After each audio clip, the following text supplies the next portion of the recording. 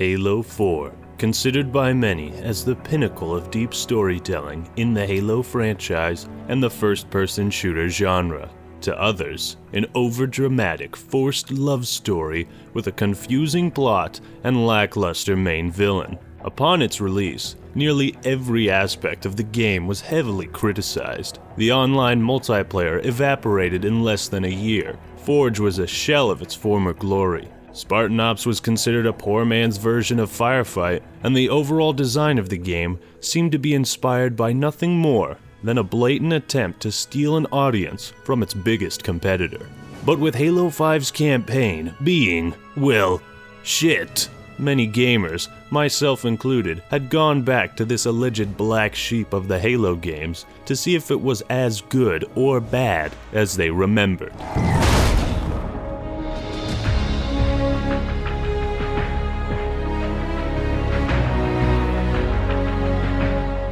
As is the tragic case with many pieces of art, whether they be novels, movies, video games, or TV shows, occasionally they aren't appreciated in their own time. The contemporary reaction to any piece of art is very relatable to people like you and me when we're in that moment. But I don't think anyone in 10 years is going to be bringing up Ride to Hell Retribution or Cool Cat Saves the Kids as underappreciated pieces of art that were ahead of their time. It's important to note that the modern reaction isn't something that always stays relevant. People thought the Covenant speaking English in Halo 2 was a stupid decision. Matter of fact, some motherfuckers out there thought Halo 2 even had a bad story. I mean, what? My point is, let's not let the modern reaction to Halo 4 cloud our judgment on the overall quality of its story and campaign. Let's look at it with a fresh methane tank, a pair of grunt goggles, and an honest, critical approach. But there's some things we gotta clear up first. Keep in mind, Halo 4 is a sequel to Halo 3.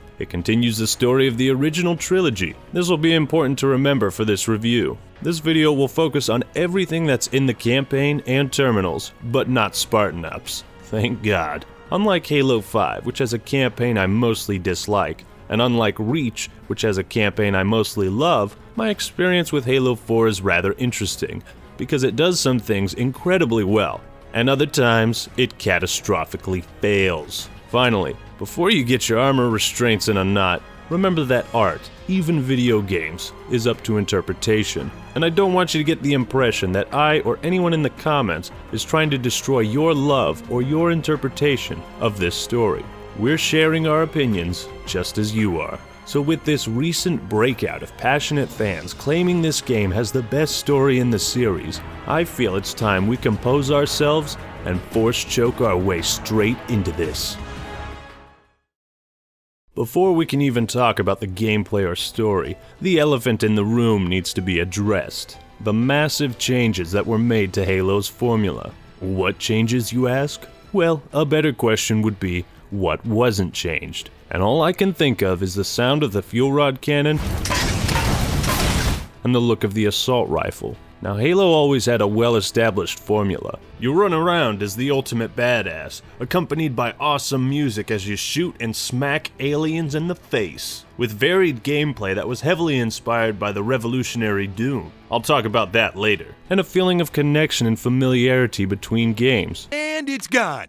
The sound effects, enemy AI, the Covenant, Forerunners, weapons, vehicles, turrets, level design, music, movement, the characters, absolutely everything you can possibly think of that makes up a Halo campaign, and indeed a Halo game overall, was radically changed. The sheer number of videos talking about the art design should be an indication of how the Halo fanbase reacted to all these changes. Now you might be saying, but Actman, Halo Reach changed a lot of things too. And you're right, it absolutely did. But it didn't change everything. Not to mention that's a prequel, so it has a logical reason to be, look, and feel different. Now put yourself back in the year 2012, and you just can't believe Halo 3 is actually getting a sequel. But it's not Bungie making it, it's a new company with a promising name, 343 Industries. You're skeptical, but also eager to see what they do, which direction they take this newest Halo game in. After all, there's already 5 good Halo games to take inspiration from. You expected Halo 4 to be as good, if not better, than Halo 3. and then you got the game.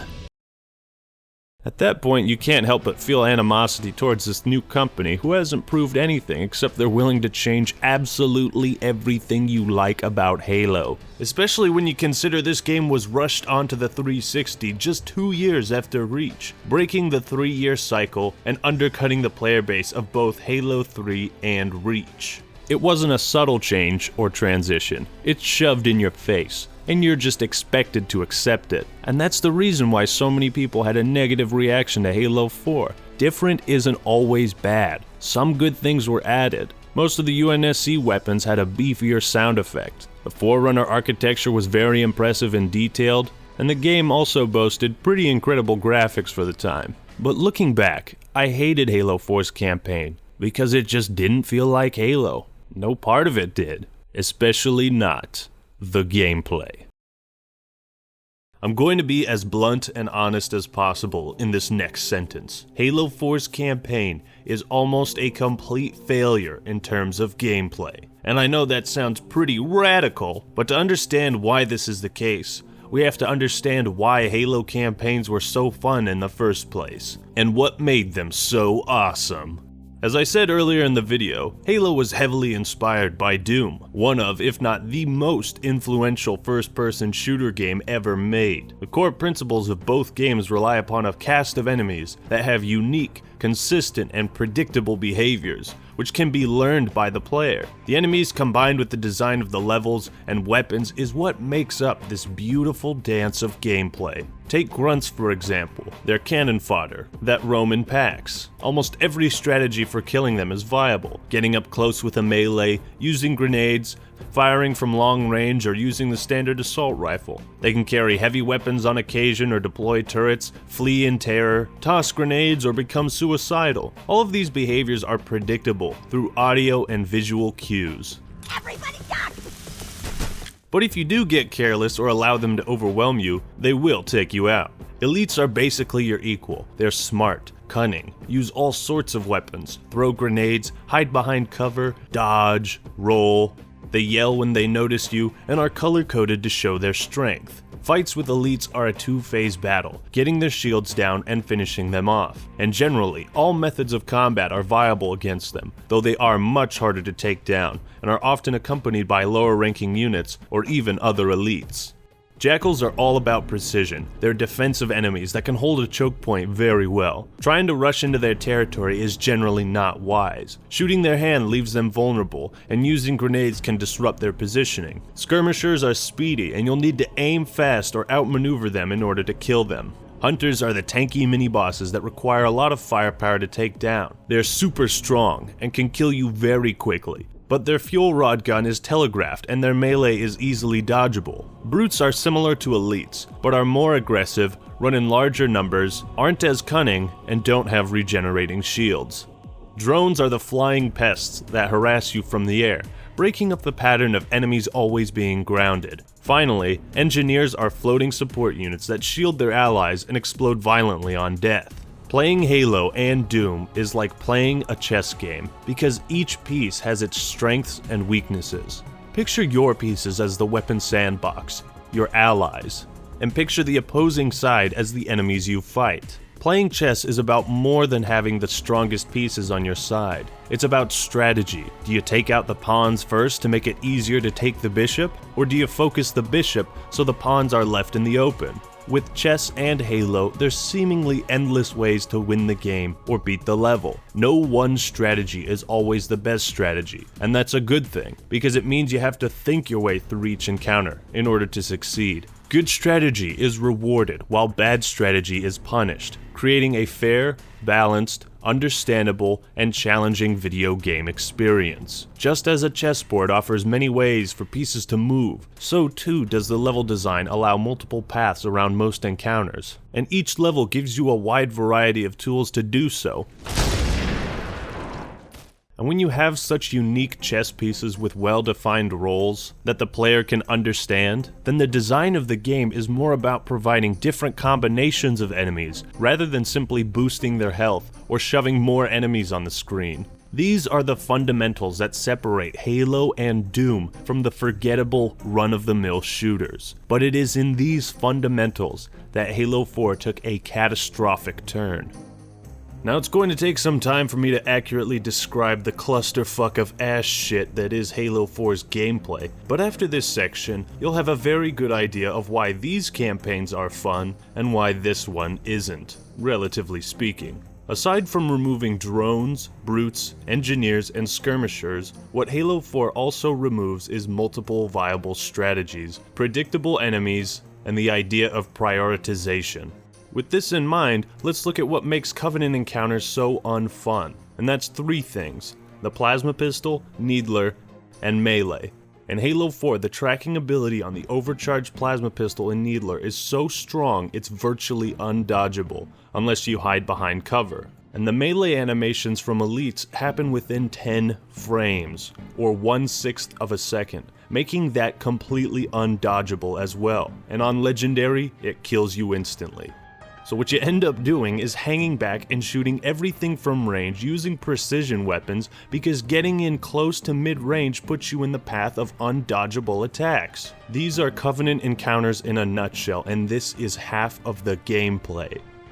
Now let's take a look at what makes Promethean encounters so terrible. Let's say we have a group of crawlers, watchers, and a couple knights. Now I want you to tell me, in this encounter, why would I shoot anything but the watcher first? I wouldn't, because this enemy eliminates the use of grenades against other Prometheans and brings units back from the dead, and it also shields them. So you can't melee watchers, you can't throw your grenades when they're around, so again, you gotta shoot them from range. Because of this, the watcher's role completely fucks the gameplay, as there is absolutely no reason why you wouldn't kill the watcher or rook first. Now we got crawlers and the knights, but because some knights wield scatter shots and their melee is also undodgeable, it becomes the same thing as Covenant encounters. The best strategy is to shoot them from range with precision weapons, and now you see the problem.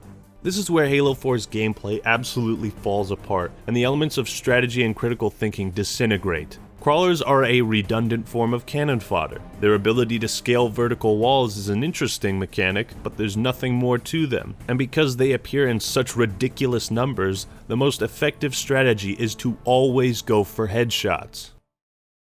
The most frustrating enemy to fight are the knights, because their strength is not in well-designed behaviors, it's in their bullshit powers and unpredictability. You can't tell when knights will teleport away to avoid death, or when they'll teleport towards you to provide death. And you can't predict when they'll spawn a turret, more enemies, fire a scatter shot or an incineration cannon. They've got regenerating shields and are bullet sponges. Having an enemy with such ridiculous strengths that is so well complemented by the watchers creates gameplay that isn't fun or fair. Now, I think I've proven my point, but the gameplay is such an infuriating mess that I can't leave it unfinished. But there's one enemy I haven't mentioned, and this one is the deal breaker. The worst enemy ever created in a Halo game. I'll give you a few hints. It's not the rocket launcher flood, the sniper jackals, the hammer chieftains, or concussion rifle elites. No. In Halo 4, your worst enemy is the weapons and ammo themselves. On Heroic and Legendary, nearly every single encounter will deplete the ammo of at least one of your weapons. It is awe-inspiring how pitiful the ammo capacity is for the guns in this game. At one point I'm fighting a bunch of enemies and my carbine runs out of ammo. I pick up a plasma pistol and the ammo is so limited it can't even kill a single elite. Let me stress, the famine skull was not turned on. This is actual real Halo 4 gameplay that was tested and put on shelves. This just sucks so much fun out of the gameplay because you're no longer picking the 2 best weapons for the current situation, but rather scavenging all you can and using weapons that suck just so you can scrape through the level. Speaking of weapons that suck, I just described the majority of Halo 4's sandbox. The Storm Rifle and Suppressor are 2 of the most butt-fucking useless weapons, and at no point in the game do you ever want to pick them up, unless you have no other options. Plasma Pistol, Bolt Shot, Needler, and Magnum are decent, but their ammo runs out so fast you barely have any time to use them. So again, you only pick them up if you got nothing else. And the pulse grenade? Dear Lord, is it the most worthless piece of ass I've ever seen in a first-person shooter. You're never going to kill anything with it, unless you're extremely lucky. And even then, you're only tossing them out in the vain hope it actually does damage. It's more useless than the Calibri in Battlefield 1, and that gun is meant to be useless.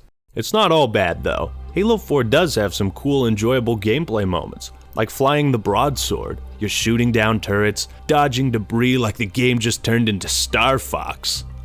Another highlight is using the Mantis in those two open areas. There's nothing quite as satisfying as squishing a ghost beneath your mechanical foot. Defending the door in the jungle was pretty cool as well, and oftentimes there'd be cinematic moments that happened in front of you. My favorite is when you can send the boarding parties back out the airlock. How's the space out there, losers? These are nice touches that give Halo 4 some bright spots.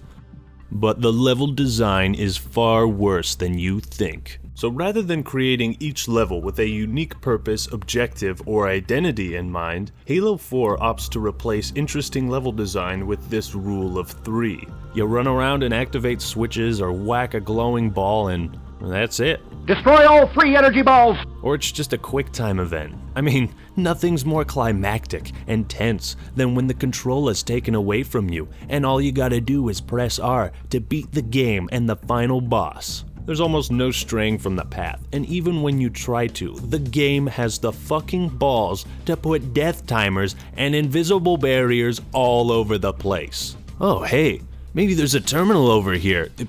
What the shit? I wonder if there's something cool over this ledge. What the hell? Oh, come on, there's an invisible barrier? Fine, whatever, I didn't even want to explore.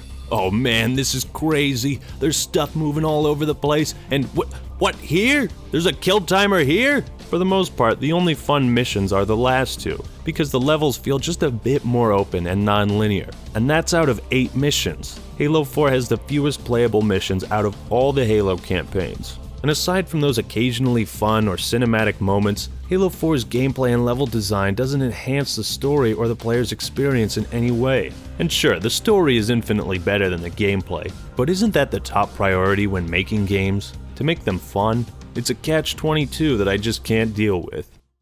Now, the one thing that could have been a saving grace for Halo 4's campaign was the vehicles, but the charm and charisma of the vehicle sections was left to die in a series of linear paths. When you get the Warthog in the beginning of the second mission, you drive down a linear path, and you get out immediately because there's no one to man the gunner. So then we're given a Scorpion. Fuck yeah, tank beats everything, doesn't it? Except, it can't beat linear paths. Oh, but it's alright, because later that same level, we're given this badass new vehicle, the Mantis, and what a beast it is! I can't wait to test this baby out on a linear path.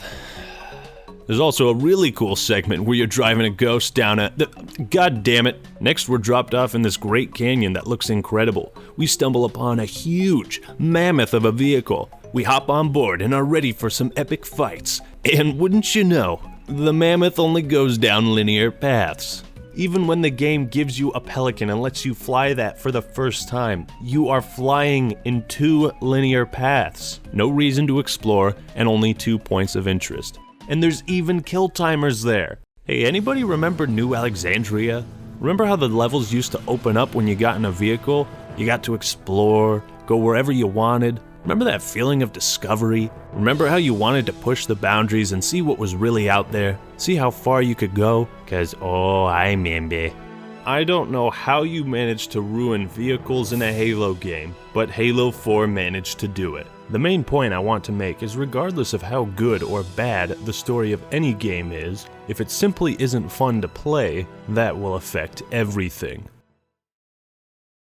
So now, we're ready to talk about the story, and unfortunately, the first cutscene we see starts everything off on the wrong foot, and it creates an inconsistent art design that screws up the timeline and creates a jarring beginning. So Halsey is talking to this Oni guy about the Spartan program, and whoa, what is that? That looks like Master Chief.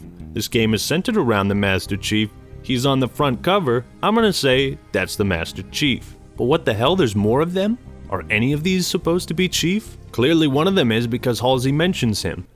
What does John have to do with this?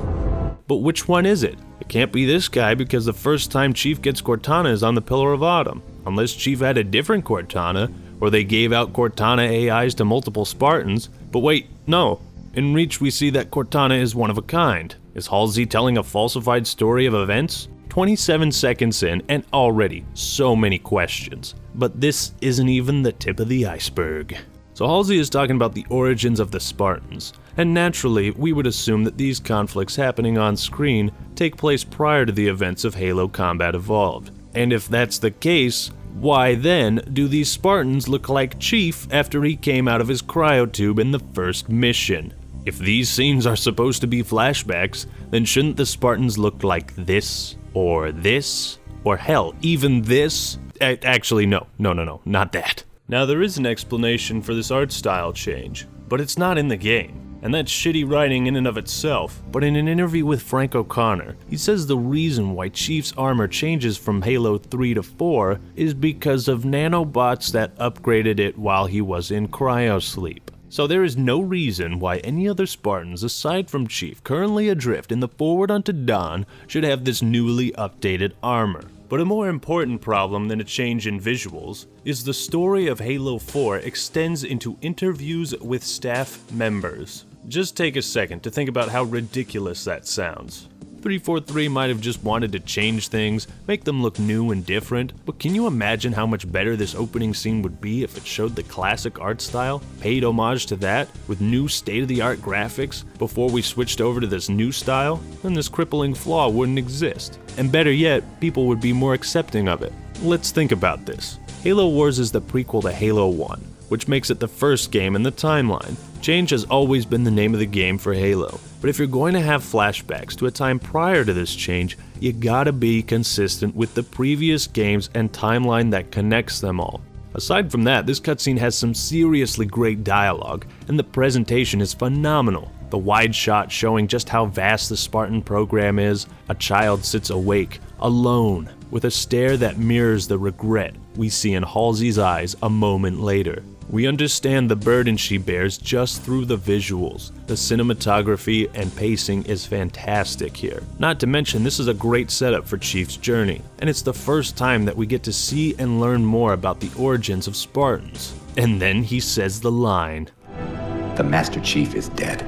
Man, how fucking dare you try to tell me homeboy is dead? It's a great line that'll get everyone's blood boiling.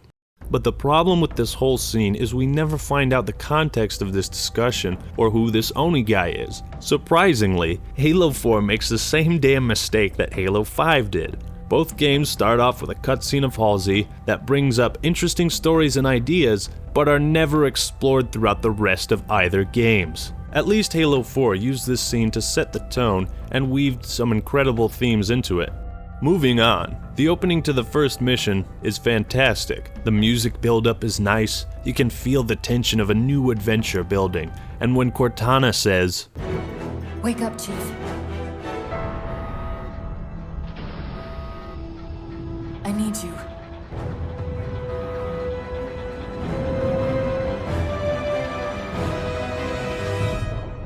that is exactly the way Halo 4 needed to start, a great continuation of Halo 3's perfect ending. But far too quickly does that nostalgic excitement fade, because not only is the art design inconsistent, but so are the characters. You might not have ever noticed this or thought of it, but I bet within the first few missions of Halo 4, you felt something was different about Chief and Cortana. That's because 343 spent a lot of time humanizing the Master Chief, giving him depth and personality he never really had before. I actually think this was a good decision, but I think it could have been handled better. Mind you, I'm not talking about the writing. No, they did a fantastic job there. The problem lies with how this change affects the role of the player and the transition between Halo 3 and 4. Or rather, how there is no transition. Chief was always written a certain way. He didn't have a whole lot of personality, and that was intentional. Is something wrong? No, nothing. Splendid, shall we? In fact, Joe Staten says it's one of the biggest reasons why the Master Chief was such a success. one of the keys to the success of the story, is we didn't pump a lot of time into figuring out who the Master Chief was and why he was a ghost in the shell. We thought he is a husk. He's a big green suit of armor that you move around. There's something good about having the Master Chief essentially be a blank slate. That helps each individual person connect to the character. So when Cortana was talking to the Chief, and Chief doesn't respond, Cortana is actually talking to the player. The whole point was to make you feel like the ultimate badass, similar to Gordon Freeman, Link, or other mostly silent protagonists. It's a neat little trick only reserved for video game storytelling. So when you got accustomed to Master Chief after playing as him for 3 games, when Halo 4 comes around and changes everything you know about him within the second mission, it just doesn't work. I'm not willing to suspend my disbelief and accept this new Chief because he just pops out of nowhere with no build-up. But inevitably, the comments section will contain some people that say, this is a realistic portrayal of the Chief from the books. Okay, but video games are the only medium of storytelling that can really pull off immersing the player as the protagonist. And if this was a review of the books, we'd be talking about the damn books. However, if you enjoy this new Chief, more power to you.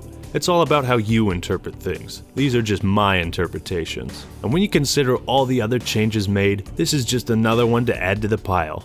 It's just so jarring for me. I simply can't accept it. This isn't the Chief that I know.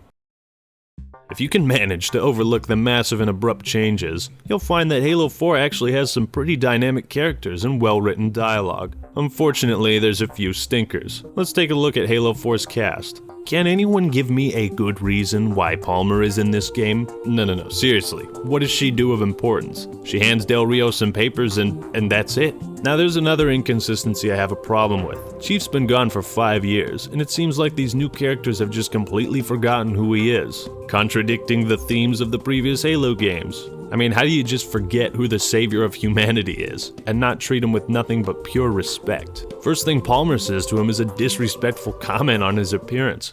I thought you'd be taller. Bitch, the guy is 7'2", okay? And this guy Del Rio? Why is he such an ass face? No, seriously. You think this guy that's in charge of the Infinity would recognize the military prowess of the Spartan program of Master Chief? You'd think he'd be appreciative of all he's done. Del Rio is hated so much in the Halo community that he's actually become a meme. But the reason he's such a dickbag is because the writers wanted to add more drama, a character that would oppose Chief and Cortana in order to raise the stakes.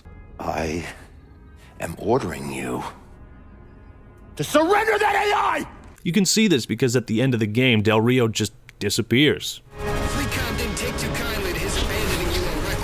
He was thrown away because the purpose of his character was fulfilled. Problem is, this actively destroys Chief's reputation and character for the sake of adding emotional drama. Why not have Del Rio initially be a more level-headed guy? Then Chief asks to go on this mission to attack the Didact or whatever, and Del Rio is reluctant but agrees, sending a portion of his forces with him. Chief underestimates the Didact's powers, or what's on the planet, and this results in the deaths of the soldiers that Del Rio sent him. Then they come back to the Infinity and Del Rio is pissed because he knew he shouldn't have given Chief the go-ahead. He orders everyone on the ship to pull out immediately, and that's when Cortana's rampancy appears. Then Del Rio becomes a major ass face. I mean, that way his character would make some kind of sense. Lasky is a pretty cool dude. He helps you out even when he's not supposed to, and provides a serious yet fun-loving approach to the situation. He's a welcome addition to the cast.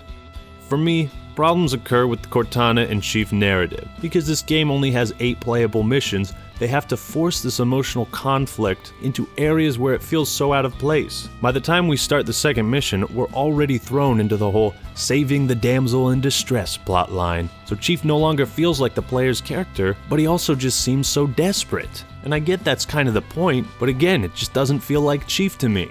The point of this story is to humanize Chief and create this human versus machine thing, but it lacks all subtlety. Before this is all over, promise me you'll figure out which one of us is the machine.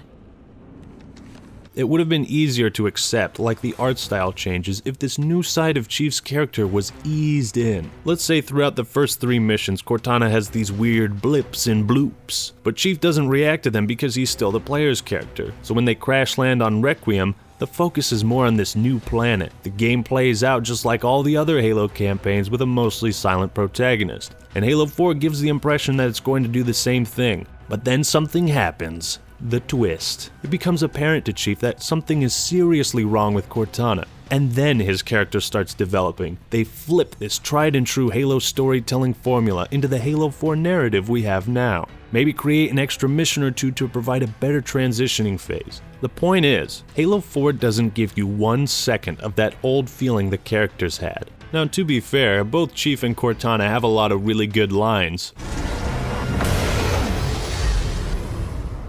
You know where he's heading. Same place we are. I don't suppose you're any good at clearing LZs. On occasion.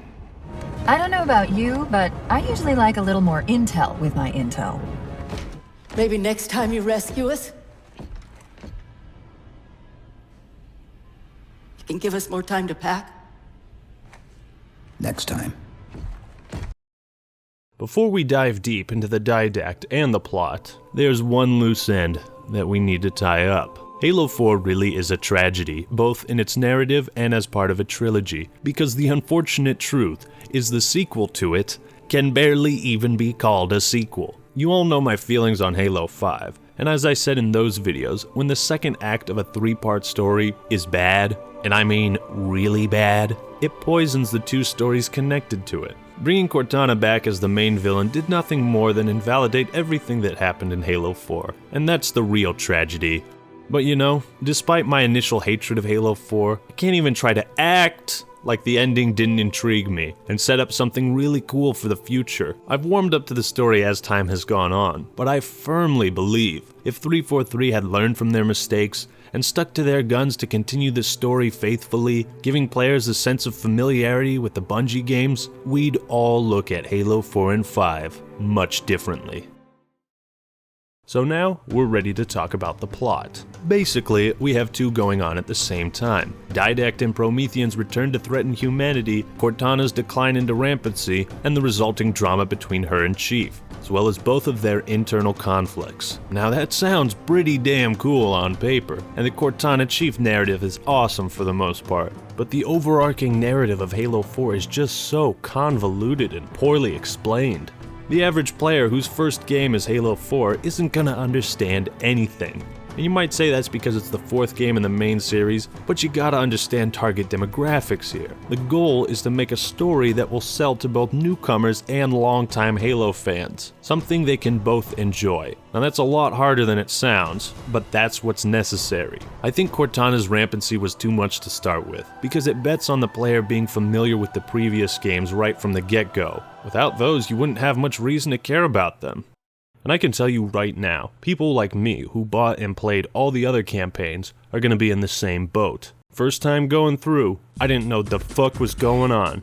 It took me a while to figure out why I didn't understand the Didact and Forerunner story on my first playthrough. That's mostly because of this scene with the Librarian, the most important scene in the game in terms of narrative, because this is where we learn what the fuck is going on. So the Librarian appears before Chief and talks to him about many important plot points. Let's list them all, shall we? And try not to get lost. Number 1, the Librarian is some sort of ghost or AI that was kept alive to assist humanity on their path to the mantle. Number 2, humanity's path to the mantle is at risk. Number 3, Didact is trying to leave Requiem and we can't allow it. Number 4, he seeks to compose a device which will allow him to contain the greatest threat the Forerunners ever faced, humanity. Number 5, a history of mankind's previous journey into the stars, their encounter with the Forerunners, how humanity was unmatched until the Didact and his warriors stepped in. Number 6, the Didact battled the humans for a millennia and afterwards was sentenced to severe punishment. Number 7, humanity's threat was not just the Forerunners but also the Flood. During this time, they were retreating from the Flood. Number 8, the Forerunners weakened from the conflict with the humans and succumbed to the Parasite. Number 9, Forerunners make plans for a final unspecified great journey. Number 10, Didact didn't want to yield the mantle and insisted on fighting the Flood. Number 11, Didact wanted to fight the Flood at the cost of using the Composer to transform living beings into warriors. This creates the Prometheans being part of their quest for transcendence and immortality. Number 12, Composer doesn't work as intended, creating abominations. Number 13, Didact would use the Composer to enact his revenge against the Flood. Number 14, Prometheans are actually humans. Number 15, Didact wanted to turn all humans into Prometheans, but the Librarian intervened, betraying the Didact and removing the Composer from his core and sealing him in the Cryptum. Number 16, Librarian indexed humanity for repopulation, planting their seeds in places the Didact was unaware of. The purpose behind this was to accelerate mankind's evolution in the Chief's current state, the Spartans and the AI Cortana. This was planned over 1,000 lifetimes. Number 17, the Librarian is actually dead and this is some sort of dream sequence. Number 18, the Librarian placed a gene song within the Master Chief that contains an immunity to the composer, but this could only be unlocked through magic powers the Librarian has, allowing her to accelerate the Chief's evolution, granting him the immunity.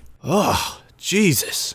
This is the worst cutscene in Halo 4, and it's also the most important for players to understand the plot. It doesn't help that the terminals are pretty much the only thing that explains these points well, but you can't just cram all this exposition into a 5-minute cutscene and expect the majority of players to know what the fuck is happening. Had they built up these stories across 2 or 3 games, given them enough time to be fleshed out, they'd be awesome.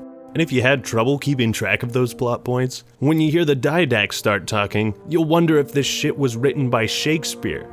Most of what he says and the scenes that he's in will fly right over the heads of anyone who isn't a lore aficionado. Now I know the Didact is a forerunner, but riddle me this. What fun is it watching a protagonist go up against a villain and be completely powerless to do anything? Keep in mind, this is their first meeting. These two guys don't even know each other. The Didact can kill Chief at any time, but he lets him live so he can lecture Chief like every cliché Bond villain. Mr. Powers, you'll notice that all of the sharks have laser beams attached to their heads. I figure every creature deserves a warm meal.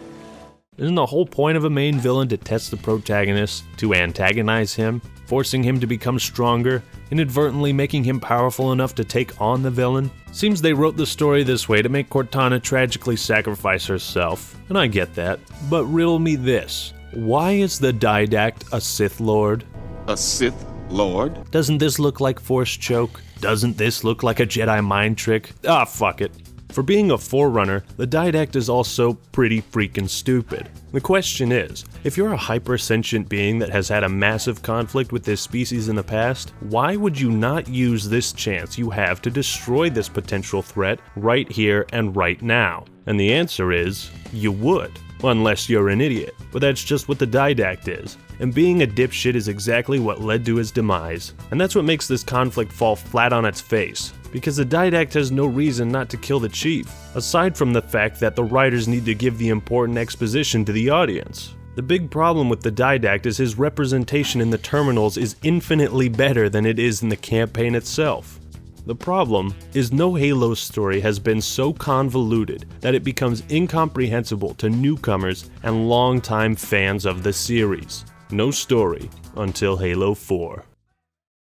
Don't get me wrong, Halo 4's story is pretty freaking cool once you get it. The Flood actually make a return. We learn more about the Forerunners and their society and humanity's role in the galaxy. But if you ignore the terminals, you don't get any of that. And while the terminals are really interesting and well made, expecting every player to find them is just crazy. That's crazy! This is the kryptonite of Halo 4's campaign. There's a preposterous amount of questions that are poorly answered or not answered at all that can only be cleared up by watching the terminals. Let's list them all, shall we? Who's this new covenant we're fighting? Why are they here? Why are we fighting them? Who leads them? What's the mantle of responsibility? Why does the Didact harbor a grudge towards humanity? What are his motivations? What is the composer? What does it do? Where did the Prometheans come from, and what the heck are they? These are all huge plot points that don't have any screen time or are poorly explained in the campaign, and that is a problem. Why couldn't most of these terminal cutscenes simply been interspersed in between levels? Along with the terminals, the game packs some extra story through some audio logs, and that's a nice touch as well. Halo 4 does do a good job of paying homage to certain themes and ideas from the previous games, like how Chief always crashes or lands onto something in the beginning, certain lines of dialogue, and I'm a sucker for that kind of stuff. I mean, who isn't? If we can just get back to Earth and find Halsey, she can fix this. Don't make a girl a promise you can't keep. One of the biggest blunders of Halo 4's campaign is its soundtrack. At no point did I ever feel the music enhancing the gameplay, and only in a few occasions did it mix well with the cutscenes. Most of it sounds like something you'd hear in a generic action movie. There's a flow, a uniqueness, with Marty O'Donnell's soundtrack that just works so well with what's going on. Finally, I'd like to talk about the main attraction of the campaign, the reason people like the story so much, and that's the dynamics between Cortana and Chief. I'm mostly mixed on this because on one hand the dialogue fleshes out these characters we've known for a long time, and we get the sense their lighthearted adventures are coming to an end. The depth of their relationship is brought to the forefront. On the other hand, it feels like a goddamn play sometimes with how overdramatic it is. But that also helps add a level of tension and drama that might not have been there otherwise. I guess what it all boils down to is personal preference. I can see what the story has to offer and why people like it, but I just don't connect to it as strongly as some of you might. Now I could go more in depth on some of the scenes that make no sense, like why Chief is running towards the Didact here, but then is just casually walking towards him in the cutscene, or how the hell Chief survived a nuclear explosion, or who in God's name thought it was a good idea to show Chief's face. But I think it's time for me to wrap it up. All in all, Halo 4 has a lot of issues that prevent its campaign from being awesome. What kills it for me is the gameplay. It's not difficult enough on easy or normal, and it's not fun on heroic or legendary. It's like if you were to go to the movies, but there aren't any seats, so you have to stand up the entire time. Doesn't matter how good the movie is, at some point you're just gonna wanna sit down. The game also had the misfortune of being followed up by Halo 5. The transitioning was rough, numerous changes that made it feel like it wasn't a Halo game. It has the fewest missions in the series, linear gameplay, boring vehicle sections, poorly designed enemies, butt-fucking useless weapons, lackluster music, confusing dialogue, an unexplained villain and dependence on expanded material, and only a handful of moments where the gameplay really shines. But if you can look past all of that, and if you can look at Halo as a quadrilogy instead of two separate trilogies, you'll find a Halo campaign that tells an authentic, character-driven story with a level of depth and emotion hardly ever explored in first-person shooters. Despite my opinions and interpretations of this game, whether you love it or hate it, I hope you're able to enjoy it more than I did, and at least see the beauty that this piece of art has to offer. So what do you think of Halo 4's campaign? Do you agree or disagree with my analysis? Post your thoughts and opinions down below. And do try to keep it civil. Make sure you guys check out the All Skulls On podcast that I host with Reykjavik, Fabian, and Late Night Gaming. Now, if you want an in-depth analysis of why Halo 4's gameplay is so bad, you can check out HokeyBird428's video on it. He describes it perfectly. And most importantly, subscribe to the Act Man for more awesome content. Alright everyone, that's all I got for today. This is the Act Man signing out. Peace!